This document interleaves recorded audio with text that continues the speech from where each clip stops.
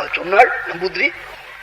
நாதிஷ்டம் பதோத்ய விபுலாம் ஆர்த்திம் ரஜாமி பிரபோ கிருண்ணான குசுமாதி கிஞ்சன ததா. நீ என்ன நிறைய வேணுங்கிறியா? ஏதாவது கிஞ்சன கிருண்ணான, அவன் ஏதாவது ஒரு தும்பப்பூ, அவன் ஒரு அரளிப்பூ, ஒரு கிருஷ்ண துளசி, ஒரு பில்வம், அதை நான் இன்னைக்கு வச்சு நின்றுருந்தேனா ரோட்ல இப்படி நான் தவிப்பேனா அம்மா வயத்துல பிறந்துன்னாள் நம்பூதிரி. குருவாயூரப்பன் சொன்னாலாம், என் அப்பனே அன்னைக்கே நீ பிறந்து மோட்சத்தை அடைஞ்சா நாராயணி யாரு எழுதிருப்பாள் நாளாம்.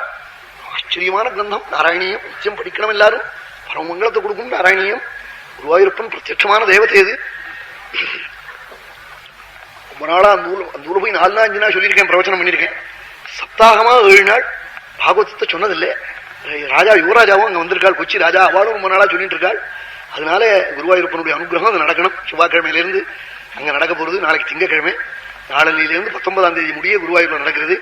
அதுக்கு ஒரு பக்தாள் கோயம்புத்தூர்ல இருந்து சகல ஏற்பாடும் நான் பண்ணி எல்லாம் பண்றேன்னு ஹிந்துல அதுக்காக பிரச்சாரம் கூட பண்ணிருக்காளாம், அட்வர்டைஸ்மெண்ட் கூட பண்ணிருக்காளாம். அங்க நடக்கிறது, எல்லாரும் வரணும்னு எழுதிக்காள்னு சொன்னாள். நான் பார்க்கல. அதனால அவளை நல்லா நடத்துவாள். அது என்ன குருவாயூரப்பன் சன்னிதி தெய்வம்னா இருக்கு, தானா அது நடத்திக்கும். நல்லா நடத்துறதுன்னா என்ன, அங்க வரவாளுக்கு ஸ்நானம் பண்ணி சாப்பாடு பாடு இந்த வசதிக்கு சொல்றேன். அதனால இதுக்கெல்லாம் அங்க திவ்யமான கங்கா தீர்த்தம் இருக்கு, புண்ணிய தீர்த்தம். ஸ்நானம் பண்ண குருவாயூரப்பன் இருக்கான், வருமன நாராயணா குருவாயூரப்பான்னு அந்த அந்த சர்வஜாத்தியம் அங்க போடுற சத்தத்தை பார்த்தா நம்ம வைகுண்டத்துல சுவாமி இருக்க முடியாதுன்னு அங்கதான் இருக்கணும். குருவாயூரப்பன் கோவில்ல தரிசனம் பண்ணணும், நாராயணியத்தை படிச்சு பார்க்கணும். அவன் தெய்வத்திடத்துல சம்பந்தம் வச்சுக்கிண்டு எனக்கு பிடிக்கல தெய்வம்னா அவனோட நானும் சேர்ந்து பிடிக்கலைங்க.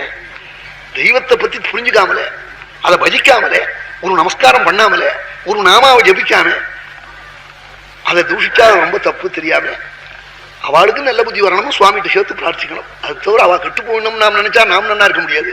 அவளுக்கு நல்ல புத்தி அவ குடும்பமும் நன்னா இருக்கணும். குழந்தை குட்டிகள்லாம் அவன் விஷத்தினால ஏதாவது குடும்பத்துக்கு ஆபத்து வரக்கூடாதுன்னு சுவாமிகிட்ட சேர்த்து இன்னும் அதுக்காக ஒரு 12 துளசி கேசவாயனமா நாராயணாயனமா போட வேண்டியதுதான்.